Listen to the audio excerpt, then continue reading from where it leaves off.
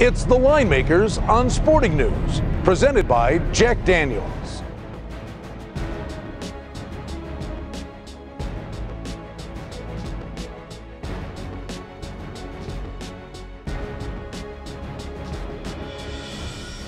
Brian Blessing, Kenny White. It's Green Bay at San Francisco. Wow, what a game.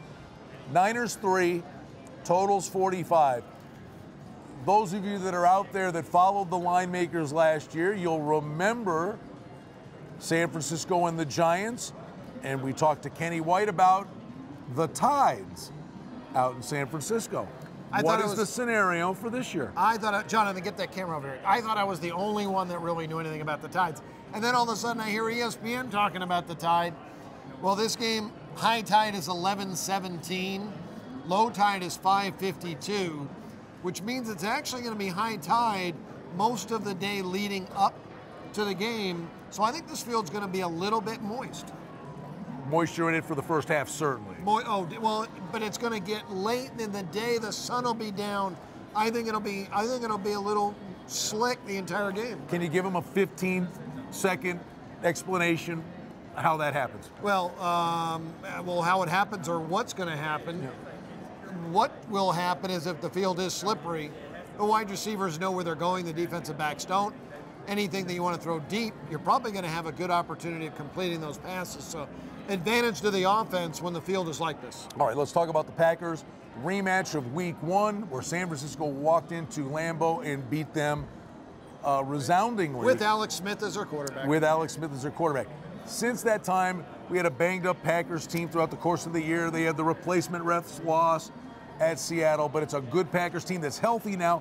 But what is Clay Matthews and Woodson worth to the wagering line on the defensive side of the ball? Well, Clay Matthews is a 1.5-point player, and Woodson is a full point, 2.5-point improvement to this Packer defense, plus getting Jennings back, a point-plus player.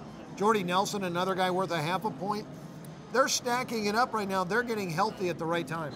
I talked to Tony Miller over at the Golden Nugget. He gets an inordinate amount of Wisconsin money at that particular book. So that might be the one place in Vegas where we see this thing come below 3, or at least it would go 3 even money.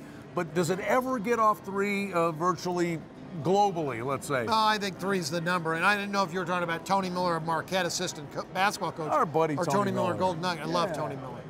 All right, let's talk about the Niners with Kaepernick. What did you do personally with this team, power rating-wise, from when Kaepernick took over to where he is today?